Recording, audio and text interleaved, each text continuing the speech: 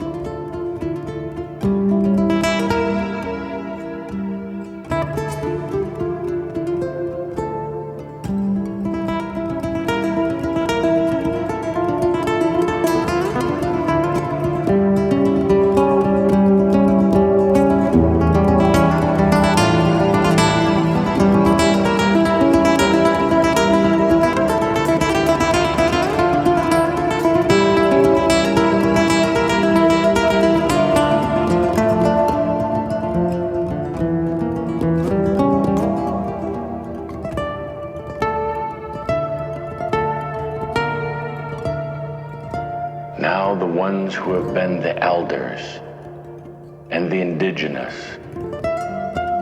holding the energies and the hope. The ones who have kept the history of consciousness for humanity.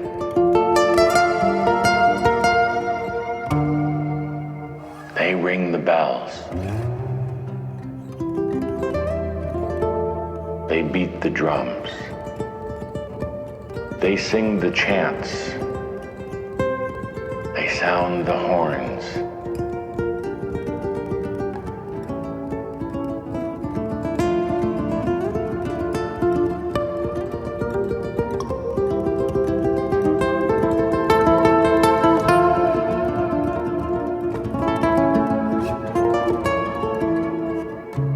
They align themselves with the crystalline and the electromagnetic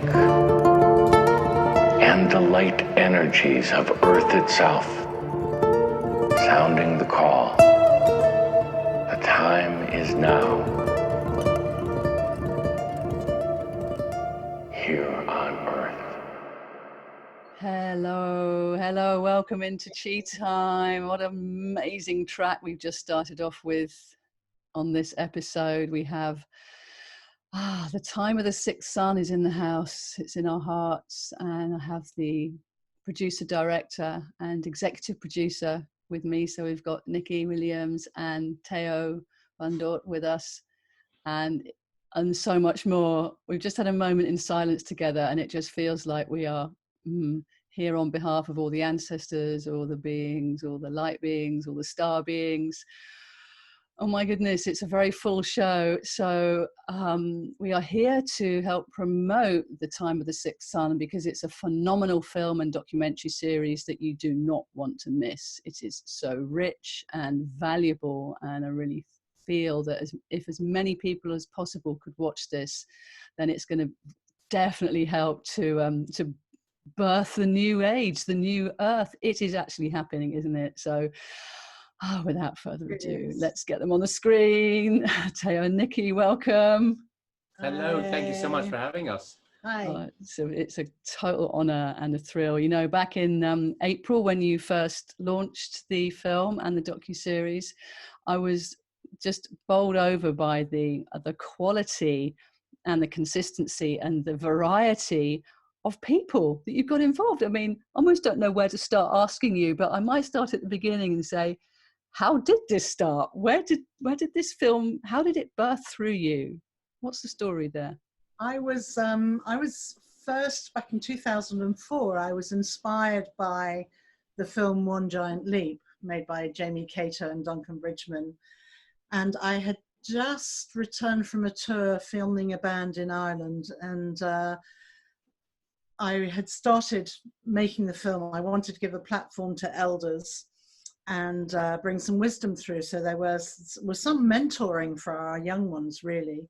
And a young man came to my door that morning after I got back, and he listened to everything I had to say, and he said he was equally inspired by that film. And it ended up that he put down seed funding for the film that day. And the very next day, we had an email to go to a ceremony in Mexico that was revealing a 500-year-old prophecy.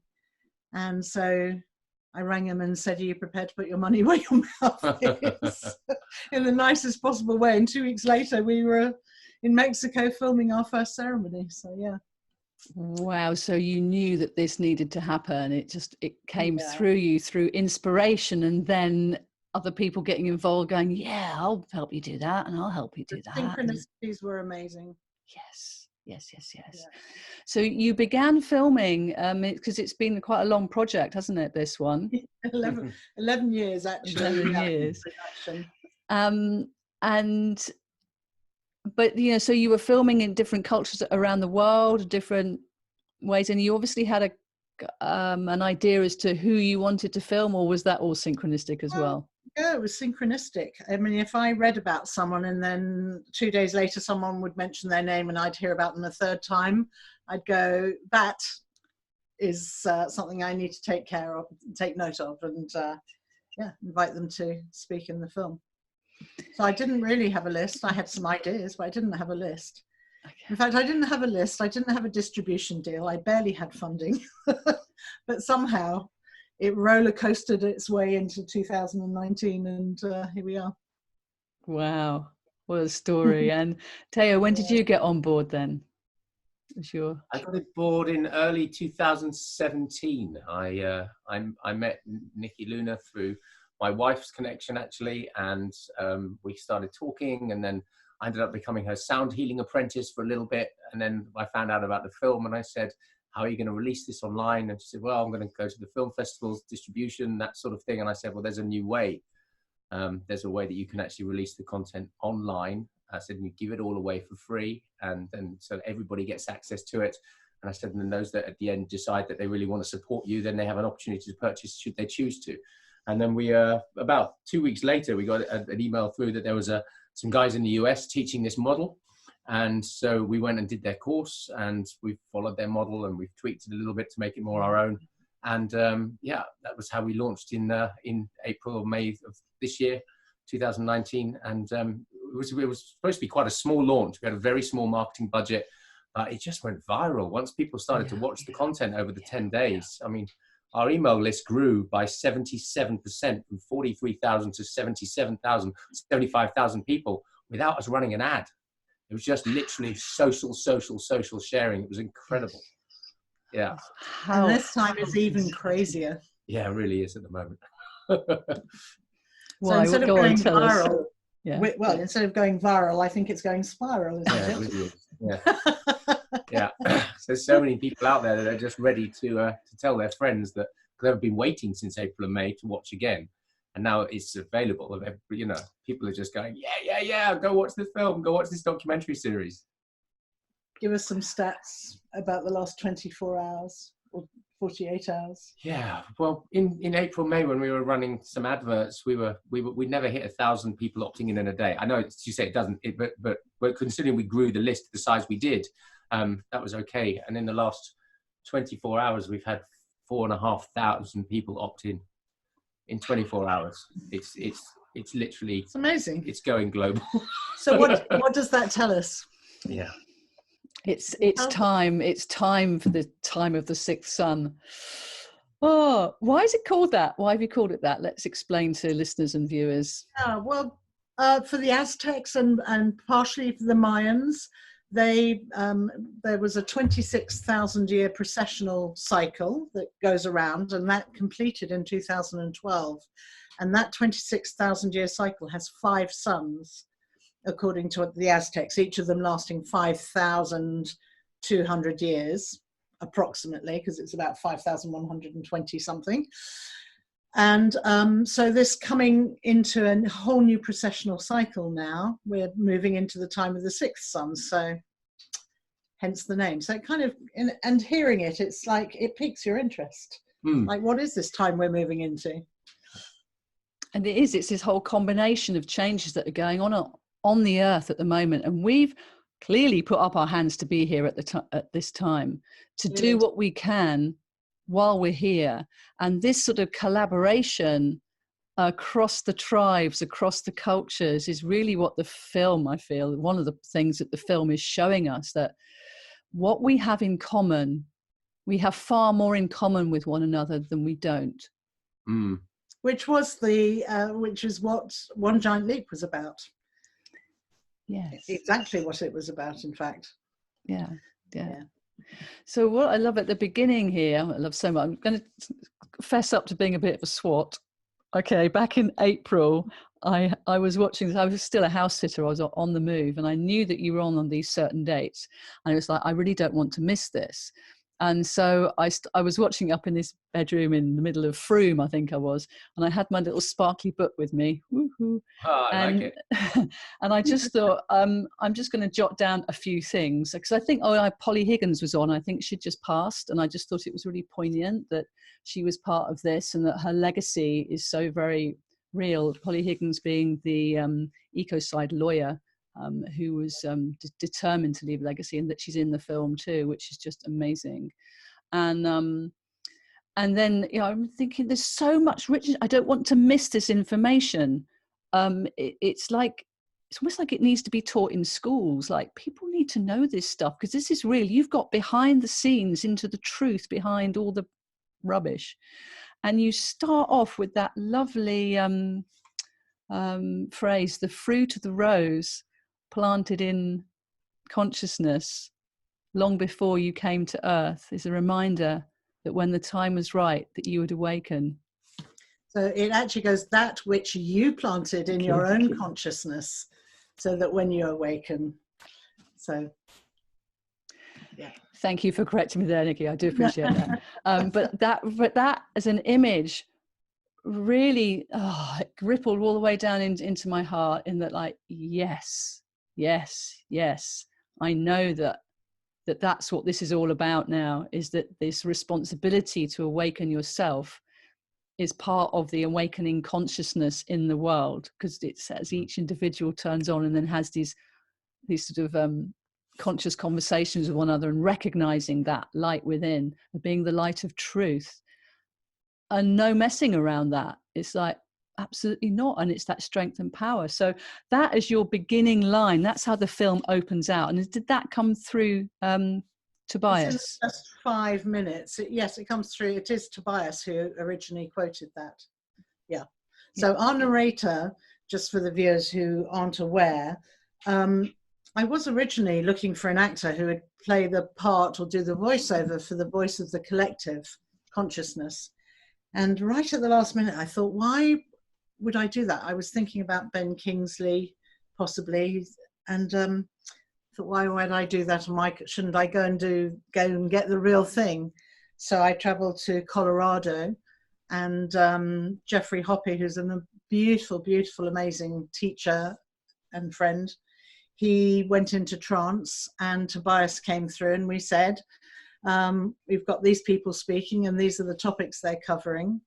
And yeah, so it went from there. I asked him, would you tell our story? And he said he would, and we turned on the cameras and the microphone. So it was very ad lib. And literally in 48 minutes, he gave me the story of the seeding of our planet, humanity seeding our planet, right up to the ascension of our species. Just a small story then. Just in 45 minutes, yeah. Wow. So hear some of that. Some of that was in the music as we came in to the show. That's right. So you've already heard some of that. So so you'd already filmed some of this film, and then you got the piece that would knit it together in the middle. I love that. That's brilliant. Yeah. Yeah, it was very spontaneous. And then our protagonist, I didn't really know I was looking for a protagonist until about 2 years after I recorded Jeffrey's narration. And again, it was just total synchronicity. And, you know, Estas Tone is an extraordinary being and performer, musician, but he holds such a strong energy, doesn't he? And it needed to hold those words of the elders, all of that wisdom, it needed someone extraordinary to be able to hold that in the film.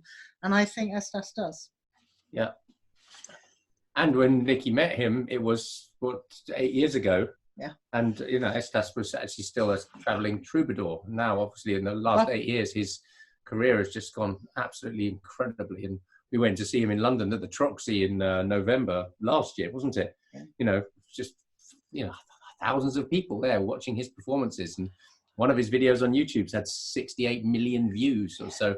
It's certainly been incredibly, you know, helpful to have Estas as the lead man, because he's, you know, has obviously brought a huge audience with it. So we're very grateful for him for all the help he gave us for marketing in April and May as well. So yeah, and he had been on a real personal journey in that time as well. He really literally went on a journey as we were recording his journey in the film. He's an extraordinary man. Well, how could you not? And I'm just getting such a strong collaborative energy with you, that this is, yeah, you're kind of overseeing it. You're being the mama and making sure that it all ties up and weaves. But actually, it's all these components, the collaborations, the synchronicities. It's showing us that this is how we can truly trust to live these days. Not have to be control or manipulation, or it's like, if you run from the heart, then you want the best for everybody. Yeah. And then that comes through, and that's what's coming through the film as you're watching this. And I love that when Estas Tone comes on the screen, obviously he's looking really good as well. We're liking that. But there's a spaciousness to his presence that gives you time to settle with, what did I just hear? Oh my goodness, what was that? Giving time for that to settle in. And I really appreciate that the timing within this movie, it gives you time to take on board and take a few notes as the truths that are coming through here, because it's big stuff. So I mean, that was one thing, was in the edit, in the last part of the edit, was trying to make space. And actually Estas does do that. It gives you time just to cast your eyes on someone moving on his journey through the story, but actually you're mega processing, because it's one hard hitting bit of wisdom after another. And that's really is one of the main bits of feedback we've had from people is, wow, there is so much in there, I've got to watch it again. So yeah, that's good for us.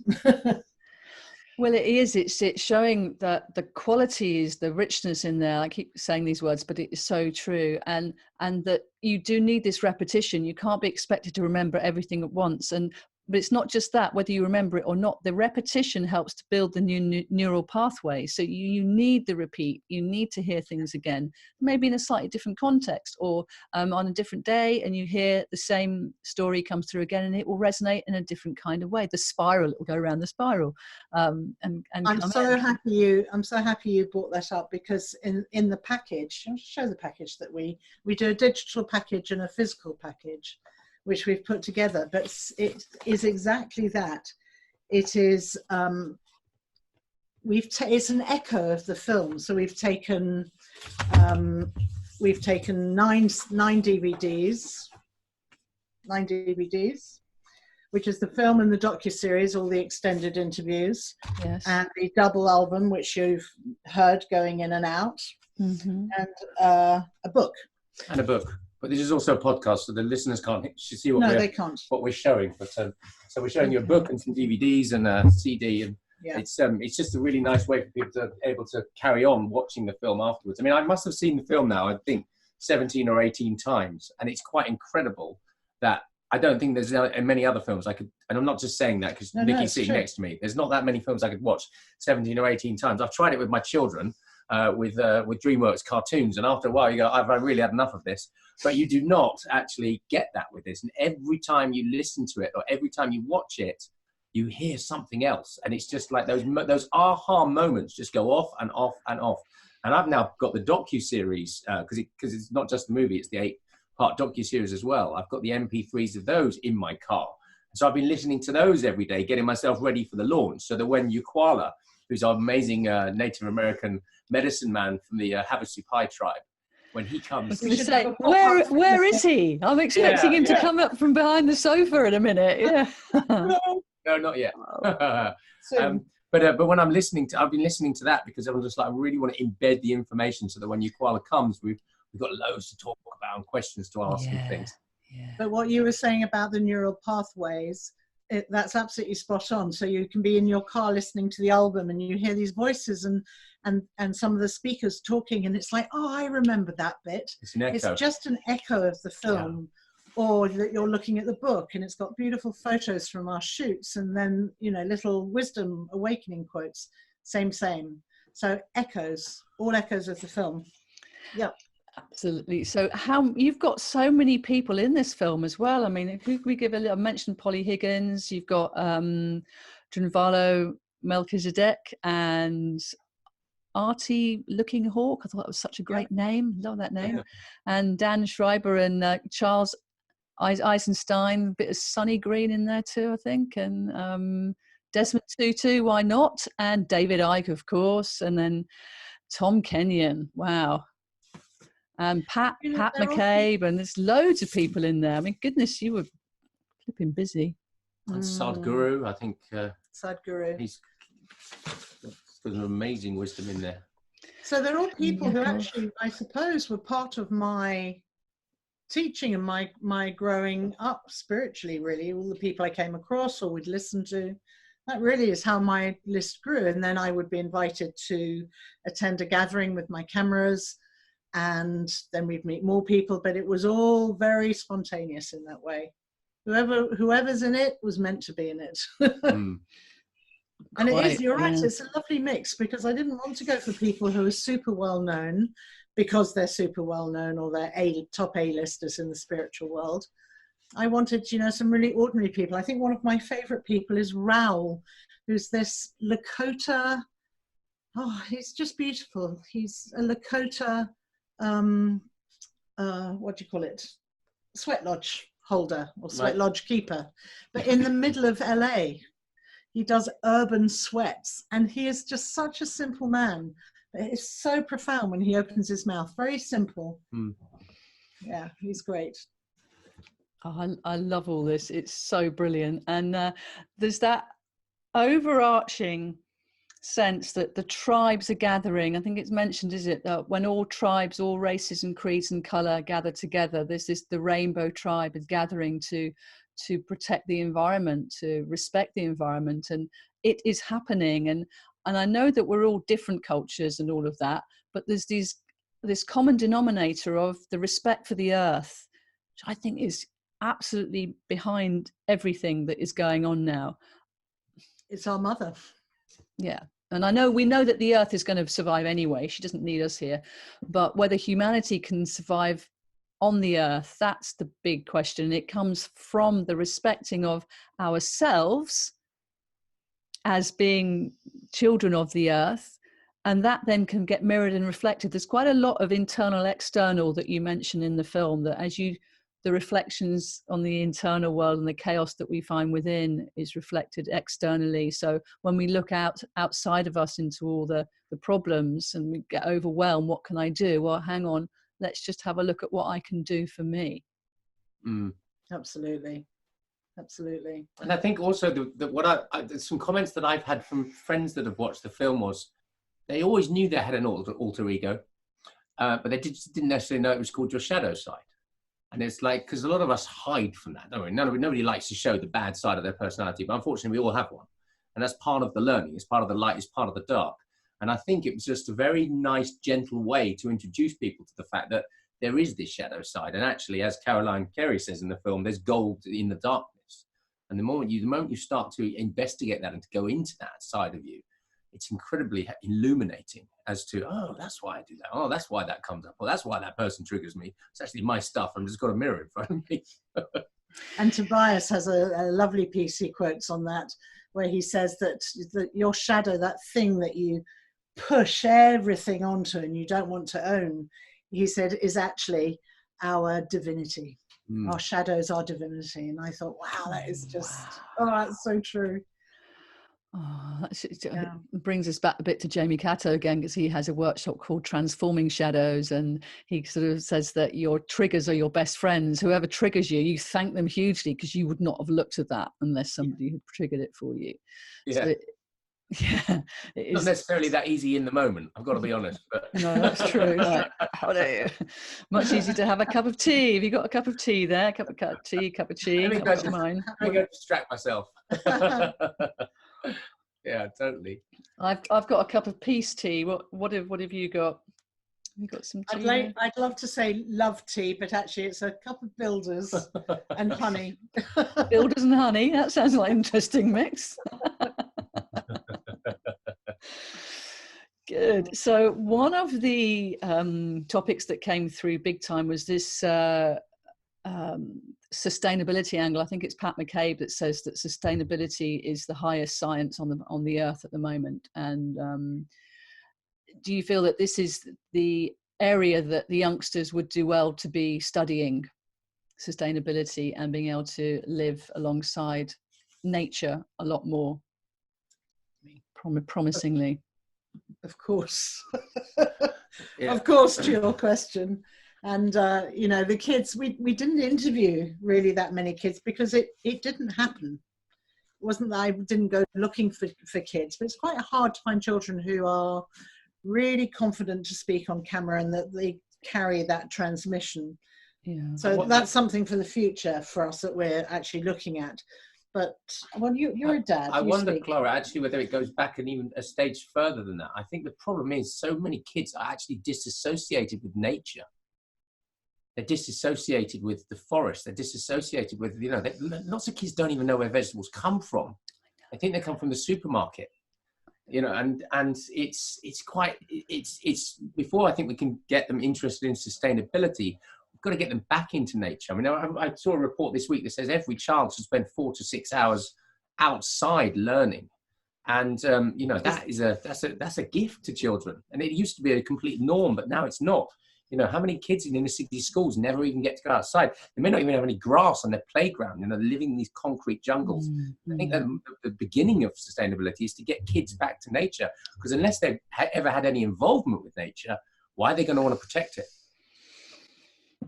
Well, this is very true, but it's not just about the protecting of it, it's about working alongside with nature, isn't it? So you're right. I think there's something that Phil was saying, that there's 50% of people are now living in cities, which is like completely unsustainable. We all need to know how to grow our own things, and that seeds are the currency of the future as well. And to save your seeds, is really important. I mean, I'm slightly obsessed with seeds of squash plants. In fact, if I showed you, I've got a little pile of my squash that I grew here.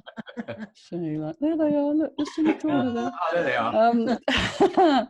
But there's something about that bounty and that promise and that connection with the earth that when you plant a seed, you're connecting in with that whole cosmic energy of being, because you just know that this seed can grow. You just have to put it in the magical soil and give it some water. And kids love doing things like that. Very simple.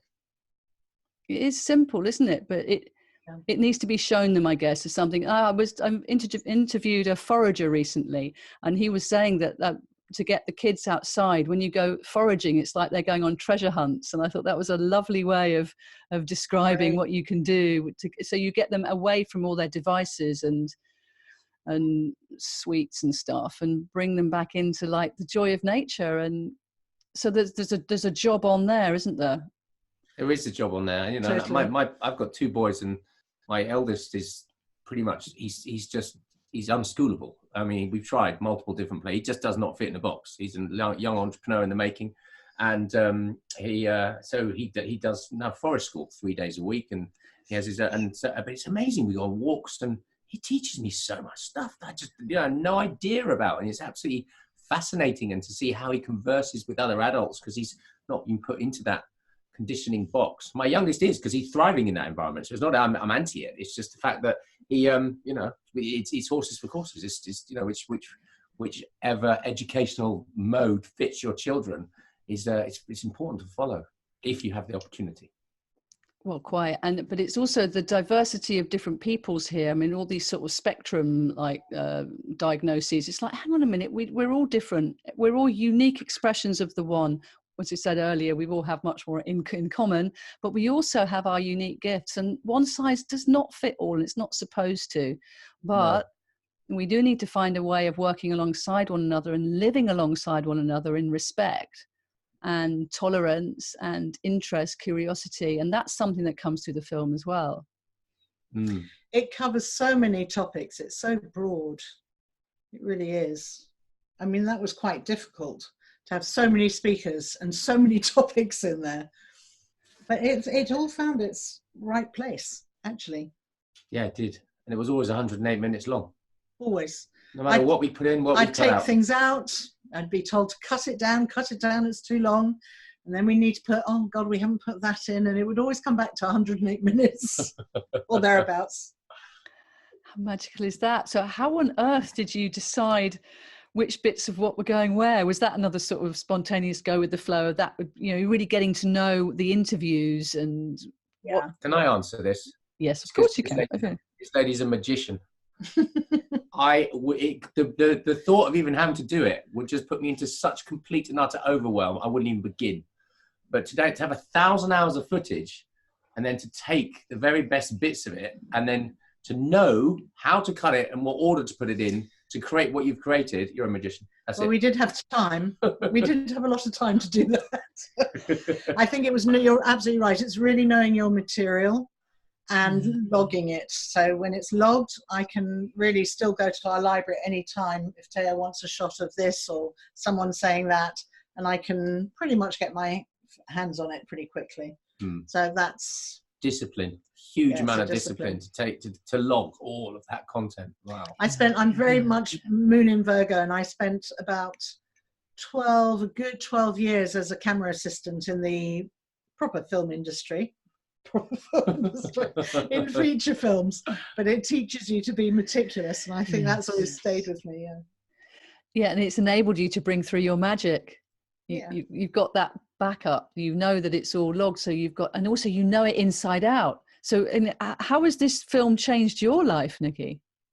If you want to kick up the arse, go and tell Spirit that you're going to make a film about consciousness, because it's going to wallop you. And I laugh at other people coming on, because it's like, it does. You can't do that without learning the lessons and going through the process yourself. So I've had some big wake-up calls, some big fruit of the rose moments, you might say.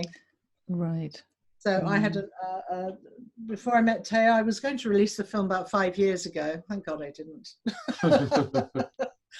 And So when you get a wink from God like that, I mean, there's lots of people across the board facing, you know, serious illness, but it's such a gift. It's so full of lessons, and I just put the film on the back burner, and I knew I had to pay attention and get myself well before I came back on the film again.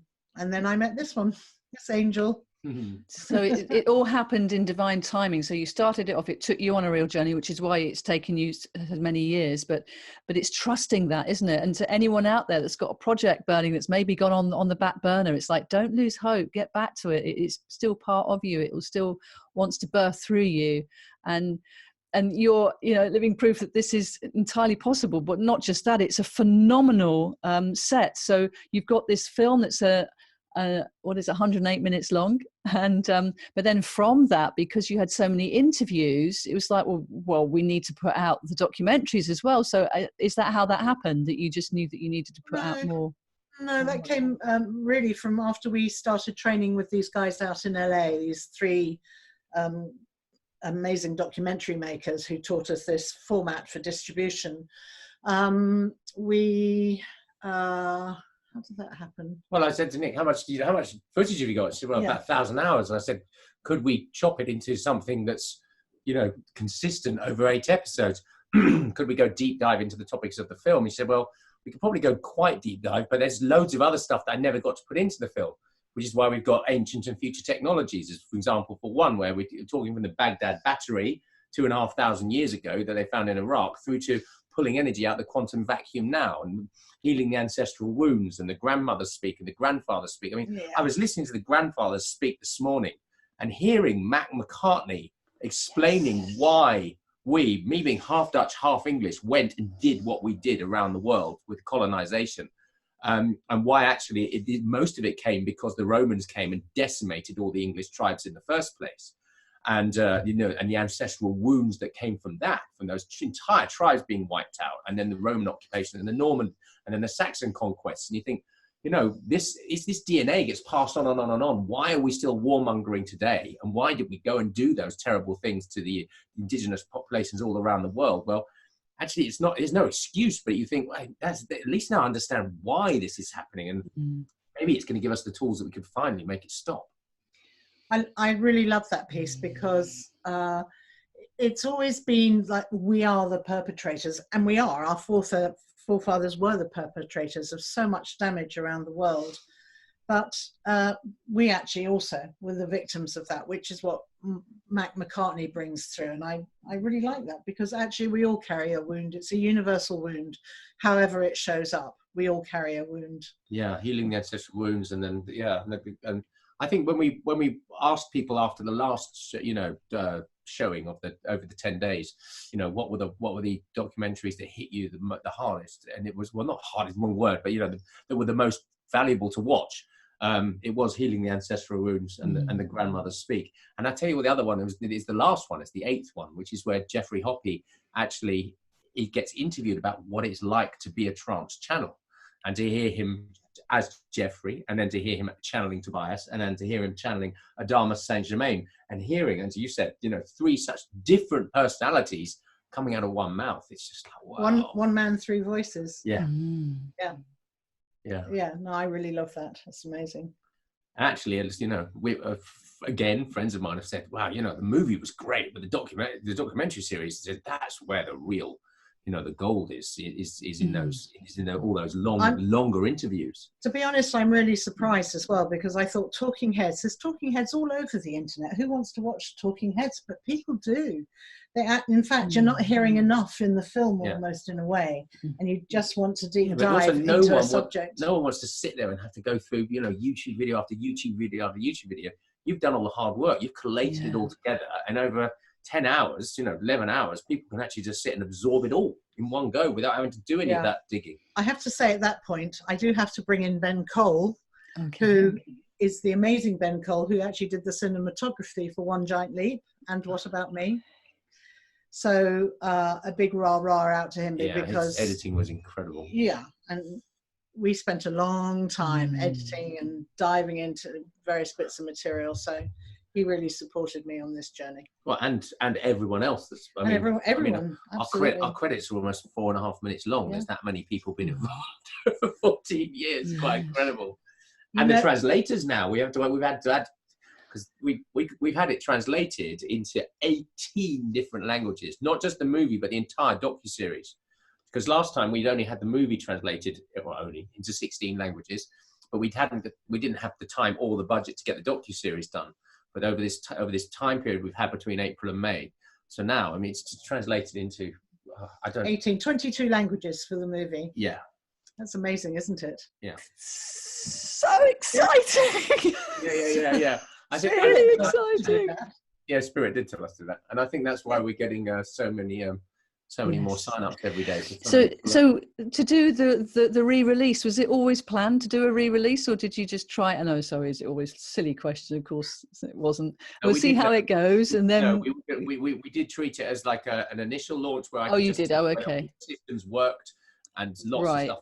Not that anyone at home would know that, but lots of stuff didn't. That I then spent weeks fixing afterwards. And then this time we were a lot more geared up for it. But in a way, it's beautiful. There's the cosmic timing of it, because had it gone as big as it's going to go from the 6th of November, back then the whole thing would have imploded, because there was only 3 of us. There's no way we could have dealt with it. Right. So it's like a test run. I mean, to what you could manage at the time there, and a learning curve. It was still really well organized, I must say. Everything was accessible. The way that you let us know about things was spot on. It wasn't too pushy. It was more like, do you want it's happening now? If you want to, there's a very nice manner to how you deliver what you do. Thank you. So that was the intention. Yeah, but we all do need nudges, because we're all so busy. So now you have this second launch, which is the 6th of November. Do you want to talk us through that, what people can get involved with now? It's our main launch, really. The last one was to test the systems and check the payment systems, and that things didn't fall over with the weight of internet traffic, etc. And we learned so much. Yeah, we really did. Plus we were printing up this, neither of us are in that business, just printing up that package took a lot of energy and a lot of time as well. But this is going to be a similar launch. It's still same format, runs over 10 days. Yeah. So the way, if any of your listeners or viewers want to register, you can register for free. That's the big part of the whole thing. Everything gets given away for free. You just need to go to timeofthesixthsunlaunch.com. And register your name and your email address there, and it's literally as easy as that. And then we'll send an email to you saying what we'd recommend you do is join our Facebook Messenger chat, because a lot of emails don't get delivered, just because when you're sending out 84,500 emails I sent this morning to the growing list, lots don't get delivered because they, funny enough, think you're a spammer when you're sending out that many emails. We do have the software that has the ability to do it now, so it's not like I'm just doing it for my own Gmail account.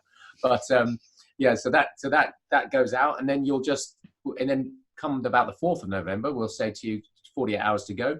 6th of November, here's the link to watch the movie, and then the movie will start for 72 hours, and then the docuseries episodes start on the Thursday night, but they only stay up for 24 hours each. And we got last time people were going, why are you only giving them up for 24 hours? This isn't the spirituality of consciousness. And well, actually, if we put everything up online in one go, nobody will watch any of it, because have you ever been into a sweet shop and had so much choice you walked out with nothing? It's exactly the same as that. So by putting up all that content, often I'll sit down and my wife said, let's watch something on Netflix. And I'll go, I actually can't watch it. So there's just too much choice. And I end up going to do something else. And if we were to do the same thing with the film, then that's the way. And actually by putting it up every 24 hours, what was amazing to watch was that the people that engaged with documentary episode 1 were pretty much there with documentary episode 8. We had to hardly have any fall off of the viewing figures over that 8 days. Isn't that amazing? That's a lot of material. That's a lot of material. My wife was at a family constellations thing when we were in the middle of the last launch, and it got to about 6:30, 7 o'clock, and 3 of the people in the room said, "Will we be done by 7:30? Because I need to get home to watch Time of the Sixth Sun tonight." Yay! Like, that's what you want, isn't it? And that's what it does. It gives you, it makes it a priority. And then if you do want to watch it again and again, or you miss it, you can buy it. It's like you got the best of both worlds. I think that's brilliant. And Oh, thank you so much for sharing with us here on Chi Time some of the story behind how it got made and where it's all going to next. And thanks for sharing the tracks as well. I think we're going to play out with another track too. Do you want to tell us a little bit about this? And are we about to play out on that? It's Native Power. And so if you decide you want to purchase the package, you get these 2 amazing CD albums. One is called Sacred Transmissions, which is the meditation, the 48-minute meditation that Nikki spoke about at the beginning of this video and podcast, which is underbedded by Estas Tonne's track that he wrote specifically for us for this.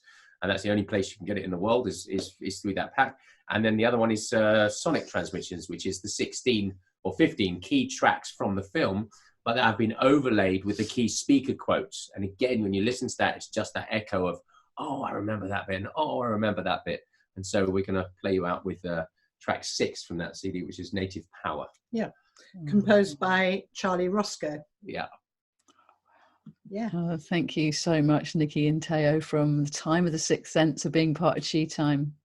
Well, thank you so much for having us, and thanks to all of your viewers and your listeners, and thank you for all the work that you do to keep spreading the word about consciousness and the hope for the future. And clearly there's so much more that connects us than divides us, huh? Absolutely. It does, it does. And more and more people are realizing we have similar journeys. Yeah, we really do. The tribe is growing. And in the stories, that's where the medicine is. Yeah. Recognized. So thank you so much for everything. Take it easy. Thanks, See you soon. Keep your chi up, my friends. Yes. There is a side to the human condition that will always want to remain in the dark, remain in the shadows. It takes a lot of courage to look at the more negative aspects of yourself. Simply turn around and take a look. Say, okay, this is part of me. There is gold in the dark.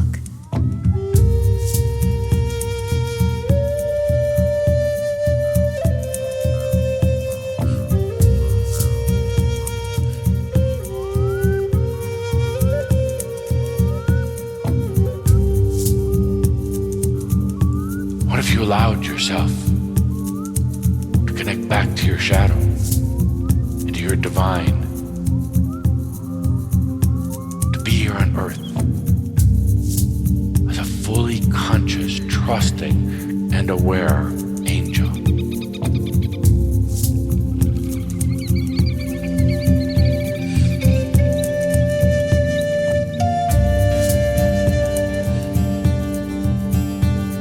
For those who think humanity is headed on a bad path right now, stop for a moment and realize that by healing the past, tomorrow is different, because it's no longer the path of karma or destiny.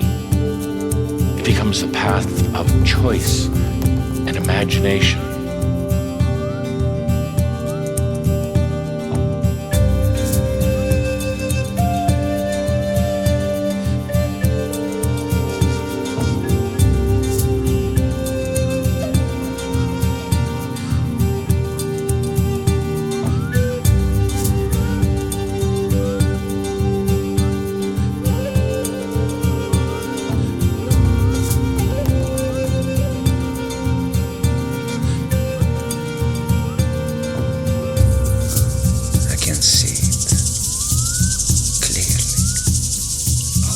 Pain, addiction, suffering has been of my own creation. I've been stealing, lying, and fighting with myself and with others. For years I have been destroying my body with momentary pleasures, feeling